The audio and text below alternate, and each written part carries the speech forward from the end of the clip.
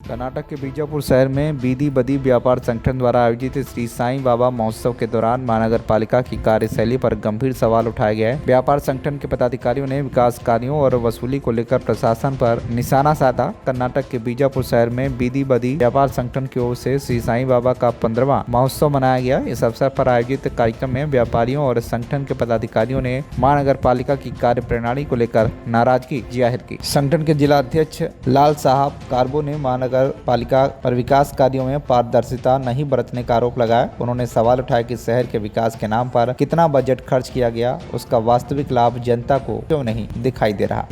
ಒಕ್ಕೂಟ ಮತ್ತು ನಮ್ಮ ಸಾಯಿಬಾಬಾ ಕಮಿಟಿಯ ವತಿಯಿಂದ ನಾವು ಪ್ರತಿ ವರ್ಷದಂತೆ ಈ ವರ್ಷವೂ ಕೂಡ ಈ ನಮ್ಮ ಜಾತ್ರೆಯನ್ನು ಮಾಡ್ತಾ ಬಂದಿದ್ದೆವು. ಆದರೂ ಕೂಡ ನಾವು ಇಷ್ಟು ಕೊಡ್ರಿ ಅಂತ ಹೇಳಿಕೆರಿಂದ ಯಾರಿಗೂ ನಾವು ಹೇಳಿಲ್ಲ.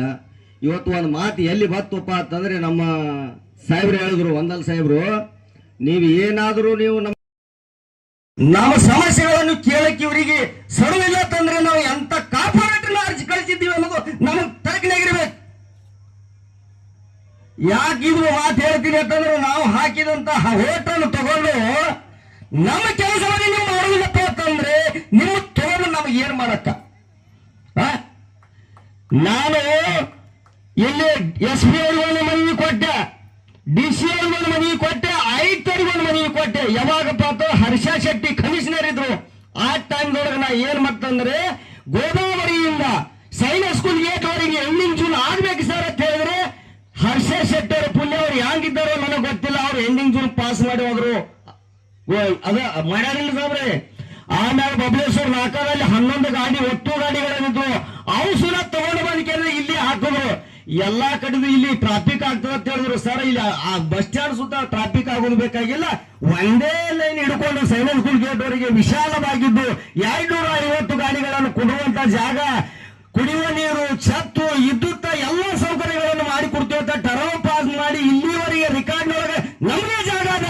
ಇವತ್ತು ನಮ್ಮ ಈ ಬಿಜಾಪುರದಲ್ಲಿ ಅದೃಷ್ಟ ಏನಪ್ಪ ಅಂತಂದ್ರೆ ನಮ್ಮ ಶಾಸಕರು ಬಸವಣ್ಣಗೌಡ ಪಾಟೀಲ್ ಬಂದು ಅದರ ಉದ್ಘಾಟನೆ ಮಾಡಿ ಅದನ್ನ ಬೀದಿ ವ್ಯಾಪಾರಸ್ಥರಿಗೆ ಬೇಡತ್ತೆ ಗಾರ್ಡನ್ ಮಾಡಕ್ಕೆ ನಿರ್ಮಾಣ ಮಾಡಿದ್ರು. ಇದು ನಿಮ್ಗೆ ಯಾರಿಗಾರ ಗೊತ್ತಿದ್ದ ವಿಷಯದ. ನಾನು ಹೋಗಿ ಆ JCB ಬಿದ್ದೀನಿ ಸರ್. JCB ಬಿದ್ದು 3 ತಿಂಗಳ ಬಂದ್ ಮಾಡಿದೆ. ಯಾವ ಬೀದಿ ವ್ಯಾಪಾರಸ್ಥರು ಬರಲಿಲ್ಲ. ಯಾಕೆ ಬರಲಿಲ್ಲ? ಇಲ್ಲ ನನ್ನ ಮನೆಗೆ ಹೋಗ್ಲಿಕ್ಕೆ ಹತ್ತಿದ್ದೆ ಆ ಜಾಗ. ಏನು ಮಾಡಿಲ್ಲ. ಯಾಕೆ ಮಾಡಿಲ್ಲ? 875 ಮಂದಿಗೆ 10,000, 15,000, 20,000 ರೂಪಾಯಿ. ಈಗ 20 ಐತಿ. 20ಕ್ಕೆ 25 ಆಗ್ಯದ, 10ಕ್ಕೆ 15 ಆಗ್ಯದ.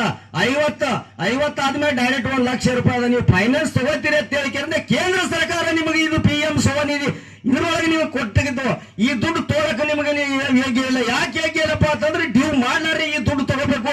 ನೀವು ಇದು ತಗೋದಿಲ್ಲ. ಯಾಕೆ ತಗೋದಿಲ್ಲ? ನಿಮ್ಮಲ್ಲಿ ಜ್ಞಾನ ಇಲ್ಲ. ಫೈನಾನ್ಸ್ ಹೋಗಿ ದುಡ್ಡು ತುಂಬ್ತೀರಿ ಏನ, ಈ ಗೋರ್ಮೆಂಟ್ ಸದುಪಯೋಗ ನೀವು ಪಡ್ಕೊಳ್ಳಿಲ್ಲ. ಇನ್ನೂ ಒಂದು ಏನಪ್ಪಾ ಅಂತಂದ್ರೆ ನಾನು ನಿನ್ನೆ ನೋಡಿದ್ರಿ ಸರ್, ಉಮೇಶ್ ಒಂದಲ್ ಸಾಹೇಬ್ರೆ ನಿಮ್ ಕೈ ಮುಗಿದು ಹೇಳ್ತೀನಿ, ಇಲ್ಲಿ ಎಲ್ಲಾ ಗಣ್ಯ ವ್ಯಕ್ತಿಗಳು, ನಮ್ಮ ರಾಜ್ಯಾಧ್ಯಕ್ಷರು ಬಂದಿರಿ, ಎಲ್ಲ ಉಪಾಧ್ಯಕ್ಷರು ಬಂದಿರಿ, ಕಾರ್ಪೊರೇಟರ್ ಬಂದಿರಿ, ಅವ್ರು ಸಾಹೇಬ್ರು ಬಂದಾರ. ಅಲ್ಲಿ ನಾನು ಗೇಟ್ ಮಾಡುತ್ತೇನೆ ಸರ್. ಇದನ್ನು ಬರೇ ಇದು ಏನು ಗಚ್ ಹಾಕಿದಾರ ಸರ್, ಇದ್ರ 60 ಲಕ್ಷ ರೂಪಾಯಿ ಹಾಕ್ಸಿದೀವಿ. ಇದನ್ನ ಬಾಗೋಲ್ ಮಾರ್ಕೆಟ್ಗೆ 12 ಲಕ್ಷ ರೂಪಾಯಿ ಹಾಕಿದ್ವಿ. ಅದನ್ನು ಆಗಿದಾರ, ಇದನ್ನು ಆಗಿದ.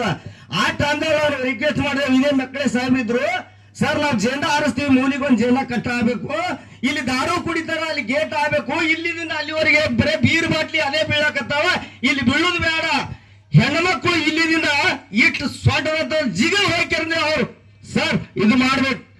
ಅದು ಎಷ್ಟು ತೊಂದರೆ ಆದನು ನಮಗೆ ಗೊತ್ತದ.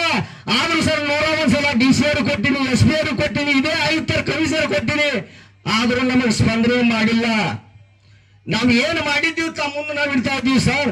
ಹಿಂಗಾಗಿ ನಾವು ಎಷ್ಟು ಕೇಳಿದೀವಿ. ಇವತ್ತು GPS ಮಾಡೋರು ಸರ್ 2019 ಲೈಸೆನ್ಸ್ ಕೊಡಬೇಕಾಗಿತ್ತು, ಇಲ್ಲಿವರೆಗೆ ಲೈಸೆನ್ಸ್ ಕೊಟ್ಟಿಲ್ಲ. ನಮ್ಮ ಬೀದಿ ವ್ಯಾಪಾರಸ್ಥರಿಗೆ ಕೊಟ್ಟಿದ್ದಾರೇನ್ರಿ? ನೀವು ಮೆಂಬರ್ ಅಂದ್ರೆ ಕೊಟ್ಟಾರ.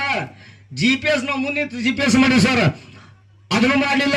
ಈ ಎಂಡಿಂಗ್ ಜೂನ್ ಮಾಡೋ ಸಲ ಸರ್ ದುಡ್ಡು ಬಂದಿದ್ದು ನಾ ರೆಕಾರ್ಡಿಂಗ್ ಕೊಡ್ತೀನಿ ಸರ್. ನಿಮ್ಮಲ್ಲಿ 3,15,75,000 ರೂಪಾಯಿ ನನ್ನ ಬಳಿ ಅದ. 2023 ಸಜ್ಜನಾಗಿದ್ದ ಸರ್, ಕೇಂದ್ರ ಸರ್ಕಾರ ಕೊಟ್ಟದ.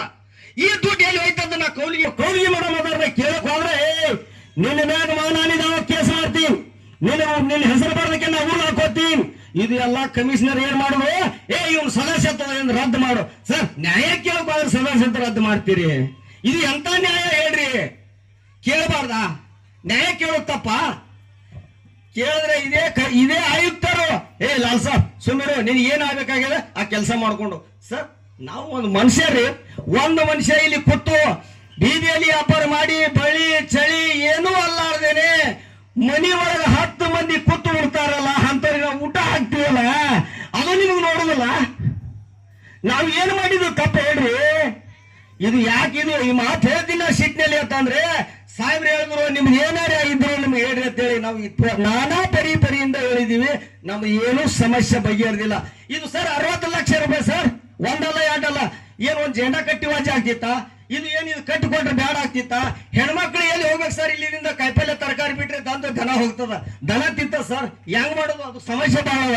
ಅದನ್ನ ಮಾಡಿಕೊಡ್ರಿ ಸರ್. ಇಲ್ಲಿ ಹಿಂದೆ ಜಾಗನೇ ಶೌಚಾಲಯ ಮಾಡಿಕೊಡ್ರಿ ಅಂದ್ರೆ ಶೌಚಾಲಯ ಮಾಡ್ಕೊಡ್ಲಿಲ್ಲ. ಈ ದಾರು ಕುಡಿತಾರ ಸರ್. ನಿನ್ನೆ ನಾನೇ ಕೈಲೇ ಬೀರ್ ಬಾಟ್ಲಿ ಹೋಗಿದೀವಿ ಸರ್. ಇಲ್ಲಿ ಎಲ್ಲ ಬೀರ್ ಬಾಟ್ಲಿ ತಗೊಂಡು ಹೋಗಿದೀವಿ. ಒಂದು ನೋಡಿದ್ರ ಅಲ್ಲಿ ಹಿಡಿದು ಇಲ್ಲಿವರೆಗೆ ಕತ್ಲಾಳೆ ಕೂತೀವಿ. ಸುಮ್ಕೊಂಡ್ರ ನಮಗೆ ಅನ್ಸ್ತಾರ ದಾರು ಕುಡಿದು ನಮ್ದೇನ ಸರ್? ಮುನ್ಸಿಪಾಲಿಟಿ 101 ಸಲ ಮನವಿ ಕೊಟ್ಟಿವಿ ಸರ್, ಏನು ಸ್ಪಂದನೆ ಆಗಿಲ್ಲ. ಇದೇ ಇವರು ನಮ್ಮ SP ಸಾಹೇಬ್ರು ಪಾನ ಯಾರ ಇದ್ರು ಆ ಟೈಮ್ನಾಗ ಹೋಗಿ ನಾ ಮುಂದೆ ಕೂತು ಸಾಹೇಬ್ರ ಇದು ದಯವಿಟ್ಟು ನಮಗೆ ಇದು ಆಗ್ಬೇಕಂತಂದೆ. ಆಯ್ತು ನೋಡೋಂತ ಒಂದಿನ ಬಂದ್ರು ನೋಡಿದ್ರು, ಅದನ್ನೂ ಇಲ್ಲ ಸರ್. ನಮ್ಮ ಎಕ್ಟ್ ಒಳಗೆ 30 ರೂಪಾಯಿ ಇವ್ರು ತಗೋತಾರ, ಒಬ್ಬರಿಗೆ 40 ರೂಪಾಯಿ ಜಕಾತಿ ತಗೋತಾರ. ಕಂಪಲ್ಸರಿ 20 ರೂಪಾಯಿ ಮಾತ್ರ ತಗೋಬೇಕು. ತಗೊಂಡಿದ ನಂತರ ನಮಗೆ ರಸೀಟಿ ಹರಿದು ಕೊಡ್ಬೇಕು. ರಸೀಟನು ಇಲ್ಲ, 30 ರೂಪಾಯಿನೂ ತಗೋತಾರ.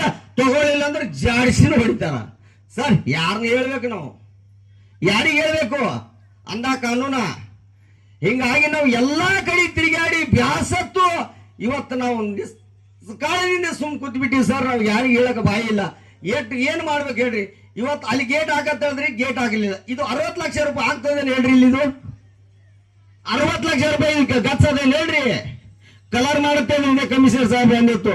ವರ್ಕ್ ಆರ್ಡರ್ ಕೊಡ್ರಿ ಸರ್. ಅದು ಅಲ್ಲಿ ನೀರ್ ನಿಂದ್ರಲಾಗತ್ತ. ಉಮೇಶ್ ಒಂದಲ್ಲರ ಅಂಗಡಿ ಹಿಡ್ಕೊಂಡು ಮಾರ್ಕೆಟ್ ಹಿಡ್ಕೊಂಡು ಅಲ್ಲಿ ನೀರ್ ನಿಂದಿರ್ತದ ಸರ್. ನಾನೇನು ಇದು ಕೊಟ್ಟಿದ್ದದ ಅದನ್ನ ಮೊದಲು ಇನ್ನೊಮ್ಮೆ ಇದು ಮಾಡಿ ಅದನ್ನ ಸರಿಯಾಗಿ ಮಾಡ್ಕೊಂತ ಅದನ್ನ ಮಾಡಿರ್ತೇವೆ. ಆ ಕೆಲಸನೂ ಮಾಡಲಿಲ್ಲ. ಮತ್ತೆ ಹೆಂಗ್ ಸರ್ ಇದು? ಇಟ್ಟೆಲ್ಲ ನಾವು ಮಾಡ್ಲಕ್ಕಾಗಿನು ಯಾಕೆ ಸರ್ಕಾರ ಮಾಡುದಿಲ್ಲ? ಸರ್ಕಾರ ದುಡ್ಡು ಬರ್ತದೆ ಸರ್. ಇವತ್ತು 30 ರೂಪಾಯಿ ಏನ್ ನಾವು ಕೊಡ್ತಾ ಇದೀವಲ್ಲ, ಆ ದುಡ್ಡ ನಮ್ ಎಂಡಿಂಗ್ ಝೋನ್ ನಮ್ ಬೀದಿ ಬದಿ ವ್ಯಾಪಾರಸ್ಥರಿಗೋಸ್ಕರ ಖರ್ಚು ಮಾಡ್ತಕ್ಕಂಥದ್ದು. ಯಾಕೆ ಮಾಡುದಿಲ್ಲ? ಆ ದುಡ್ಡು ಬೇರೆದವ್ರಿಗೆ ವಾಪಸ್ತಾರೆ ಸರ್. ನಮಗೆ 30 ರೂಪಾಯಿ ಕೊಡ್ತೇವೆ ಸರ್ ಜಕಾತಿ. ಆ ದುಡ್ಡ ಈ ಕಮಿಷನರ್ ಇವರು ಚೇರ್ಮನ್ ಇರ್ತಾರ. ನಾವು 8-15 ಮಂದಿ ನಾವು ಸದಸ್ಯರು ಇರ್ತೀವಿ. ನಮ್ಮ ಸನ್ನಿಪದಲ್ಲಿ TVC ಮೆಂಬರ್ದಲ್ಲಿ ಯಾವುದೇ ಆಗಲಿ ಇವ್ರಿಗೆ ಕಿತ್ತಬೇಕಾದ್ರೆ 7 ದಿನ ಮುಂಚಿತವಾಗಿ ನೋಟಿಸ್ ಕೊಡಬೇಕು. ಇಲ್ಲ ಅಂತಂದ್ರೆ ಇವ್ರಿಗೆ ಕಿತ್ತಬೇಕು ಬೇಡ ಅನ್ನೋದು ನಮ್ಮನ್ನು ವಿಚಾರಣೆ ಮಾಡಬೇಕು. ಅದನ್ನ ಬಿಟ್ಟು ಮುನ್ಸಿಪಾಲಿಟಿ 4 ಜನರು ತರ್ಕೊಂಡ್ಬಂದು ಒಮ್ಮೆ ಹೈ ಅಂತೇಳಿ ಕಿತ್ತುದು, ಇದು ಯಾವ ಲೆಕ್ಕ ಸರ್? ಇಂಥವೆಲ್ಲ ಈ ನಮೂನೆ ಆಗ್ಲಿಕ್ಕಾಗಿ ನಾವು ಒಂದ್ಸಲ ಅಂದ ಹಿಂಗ್ ನೋಡಿ ಸರ್, ಇದು ಬಹಳ ಅತ್ಯಾಚಾರ ಆಗ್ಲಿಕ್ಕತ್ತದ, ಇದನ್ನ ಇಲ್ಲಿಗೆ ನಿಲ್ಲಿಸ್ರಿ. ಇನ್ನು ಮುಂದೆ ಏನಾದ್ರೂ ಮಾಡ್ಬೇಕಾಗಿದ್ರ ಒಳ್ಳೆ ಕೆಲಸ ಮಾಡ್ರಿ ಅಂತ ಹೇಳಿ ಯಾರು ಒಳ್ಳೆ ಕೆಲಸ ಮಾಡಿಲ್ಲ. ಮತ್ತು ನಾವು ಒಂದು ಕೇಳಿದ ಕೆಲಸ ಹೇಳಿದೀನಿ, ಪ್ರತಿ ಬೇರೆ ಅವ್ರಿಗೆ ಹೇಳಿದೀನಿ, ಆರ್ತಿ ಶಾಪುರ್ ಹೇಳಿದೀನಿ, ಇದೇ ಕಾಂಗ್ರೆಸ್ ಪಕ್ಷ ಜಿಲ್ಲಾಧ್ಯಕ್ಷ ಮಲ್ಲು ನೋಡಿ ಸಾಹೇಬ್ ಹೇಳಿದೀನಿ, ಪ್ರತಿ ಒಂದು ಮನುಷ್ಯ ಹೇಳಿದೀನಿ. ನಮ್ಮ ಬೀದಿ ಬದಿ ವ್ಯಾಪಾರಸ್ಥರು ಬಿಸಿಲಿನಲ್ಲಿ ವ್ಯಾಪಾರ ಮಾಡ್ತಾ ಇದ್ದಾರೆ. ನೀವು ನಮ್ಮ ಕೈಲೇ ಕೊಡಬೇಡ್ರಿ. ಗೌರ್ಮೆಂಟ್ ದುಡ್ಡು ಏನು ಬಂದವ ಮಹಾನಗರ ಪಾಲಿಕೆಯಲ್ಲಿ, ಅವಾಗ ಮೇಯರ್ ಸಾಹೇಬ್ ಏನ್ ಹೇಳಿದ್ರು, 1,000 ಛತ್ರಿಯನ್ನು ನಾನು ಈಗಾಗಲೇ ರೊಕ್ಕ ಇಟ್ಟಿದ್ದೇನೆ ಅಂದ್ರು. ಈ ಮೇಯರ್ ಆದ್ರು, ಆ ಮೇಯರ್ ಬಂದ್ರು, ಆ ದುಡ್ಡು ಎಲ್ಲಿ ಹೋಯ್ತು ಗೊತ್ತಿಲ್ಲ. ಮೇಯರ್ ಮನೆಗೆ ಹೋಯ್ತು, ರೊಕ್ಕ ಹೊಲಕ್ಕೆ ಹೋಯ್ತು. ಹೀಗಾಗಿ ನಮ್ಮ ಬೀದಿ ವ್ಯಾಪಾರಸ್ಥರಿಗೆ ಅನ್ಸೋರು ಯಾರು? ನಾ ಏನ್ ಹೇಳ್ತೀನಿ, ಬರುವಂತ ದಿನದೊಳಗೆ ಇವ್ರಿಗೆ ಶಾಲೆ ಮಾಡ್ಬೇಕು ಅಂತಂದ್ರೆ ಒಂದು ವಾರ್ಡ್ನಲ್ಲಿ ನಮ್ಮ ಒಂದು 50 ವೋಟರ್ ಇರ್ಬೇಕಲ್ಲ, ಒಂದು 20 ವೋಟರ್ ಇರ್ಬೇಕಲ್ಲ. ಅಂತದ್ರೊಳಗೆ ನಾವು ಶಾಲೆ ಕಲಿಸ್ಬೇಕು. ಇಲ್ಲ ನಾವು ಬುದ್ಧಿ ಕಲಿಸ್ಲಾರೆ ಬಿಟ್ಟೇವು ಅಂದ್ರೆ ನೀವು ಹುಚ್ಚಾಗ್ತೀರಿ. ನಾವು ಇಷ್ಟೇ ಬೊಮ್ಮಡ ಬಜಾರ್ ಹೊಡ್ಕೊಂಡು ನಾವು ಮನೆಗೆ ಹೋಗ್ತೀವಿ. ನಮ್ಗೇನ್ ಬರ್ತಕ್ಕಿದ್ರಾಗ ಏನಿಲ್ಲ. ಸುಮ್ಮನೆ ಲಾಲ್ ಸಾಬ್ ಜಿಲ್ಲಾಧ್ಯಕ್ಷ ಆಗ್ಯಾನ, ಓಡಾಡ್ತಾನ. ಉಮೇಶ್ ಒಂದಲ್ಲನವ್ರನ್ನು ನಾವು ನಾಯಿ ಹೊಡೆದಾಗ ಓಡಾಡ್ತೀವಿ. ಅಲ್ಲಿ ಪೊಲೀಸರು ಬಂದ್ರು ಅಲ್ಲಿ ಓಡೋಗುದು, ಇಡಗಿ ಪಟೇಲ್ ಅಲ್ಲಿ ಓಡೋಗುದು, ಅಲ್ಲಿ ಬಂದ್ರ ಅಲ್ಲಿ ಹೋಗುದು. ಇದು ಯಾ ನ್ಯಾಯ ಸರ್? ಯಾವಾಗಲಿ ಮುಷ್ಟಿ ಕಟ್ಟಿ ಹೊಡೆದರೆ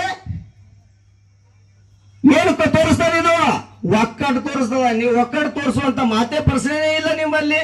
ನಾವ್ ಎಷ್ಟು ಹೇಳಿದ್ರು ಮಾತಾಡೋದು ಮನೆಗೆ ಹೋಗುದು. ಇವತ್ತು ಒಂದು ರಾಜ್ಯಾಧ್ಯಕ್ಷರು ಒಂದು ಮಾತು ಹೇಳಿದ್ರು, ನಾವು ಮನದಾಗ ಸುಸ್ತು 14 ತಾಲೂಕನ್ನ ರಚನೆ ಮಾಡಿ ಕೊಟ್ಟಂತ ಯಾವ ಇದ್ರದು ಜಿಲ್ಲಾಧ್ಯಕ್ಷ ಲಾಲ್ ಸಾಬ್ ಕೋರ್ಮು ಇನ್ನಾದ್ರೂ ಲೇಖೆ ತೋರಿಸ್ತೀನಿ. ದಿಲ್ಲಿ ಒಳಗೆ ಪೋಸ್ಟ್ ಬಂದಿವಿ, ಬೆಂಗಳೂರಲ್ಲಿ ಪೋಸ್ಟ್ ಬಂದಿವಿ. ಪ್ರತಿ ಒಂದು 32 ಮಂದಿ ಸದಸ್ಯರನ್ನು ಮಾಡಿ ಒಯ್ದು ಕೊಟ್ಟಂತವ್ರಂದ್ರೆ ನಾವೇ ಬಿಜಾಪುರದವರು, ಯಾರೂ ಬಂದಿಲ್ಲ. ಒಂದು ಬಿಜಾಪುರ, ಸೆಕೆಂಡ್ ಬಾಗಲಕೋಟೆ ಅಂತಲ್ಲಾದ್ರೂ ನಾವು ಬಂದಿವಿ. ಆದ್ರೆ ನಾವು ಬಂದೀವಿ ಅಂತ ಹೇಳಕತ್ತಿಲ್ಲ, ಸಂಘಟನೆ ಮಾಡೀವಿ ಅಂತ ಹೇಳಕತ್ತಿಲ್ಲ. ಇವತ್ತು ಏನೋ ಪರಿಸ್ಥಿತಿ ಒಳಗೆ ಏನೋ ಕೇಳಿದ್ರಲ್ಲ, ಅದಕ್ಕಾಗಿ ನನಗೊಂದು ಸ್ವಲ್ಪ ಚೂರು ಬ್ಯಾನೆ ಆಯ್ತು. ಅದಕ್ಕಾಗಿ ತಮ್ಮ ಮುಂದೆ ತೋರ್ಕೋಬೇಕಂತ ಹೇಳಿದೀನಿ ಸರ್. ತಾವು ಯಾರು ತಪ್ಪು ತಿಳಿಬಾರ್ದು. ಇಷ್ಟೇ ಇವತ್ತು ನಮ್ಮ ಬೀದಿ ಬದಿ ವ್ಯಾಪಾರಸ್ಥರ ಪರವಾಗಿ ತಾವು ಏನು ಬಂದಿದ್ದೀರಿ, ನಮ್ಮ ಬೀದಿ ಬದಿ ಎಲ್ಲ ಶಾಹಿ ಕಮಿಟಿ ಮತ್ತು ಬೀದಿ ಬದಿ ವ್ಯಾಪಾರ ಒಕ್ಕೂಟ, ನಮ್ಮ ರಾಜ್ಯ ಎಲ್ಲರ ವತಿಯಿಂದ ತಾವು ಏನು ಕೂತಿದ್ದೀವಿ ಅವರೇ ಅವರೇ ಅಲ್ಲವೇ ಎಲ್ಲರಿಗೂ ಕೂಡ ಸ್ವಾಗತ ಸುಸ್ವಾಗತವನ್ನು ಹೇಳುತ್ತಾ कर्नाटक से रियाज जहागीरदार की रिपोर्ट, TV1 इंडिया न्यूज।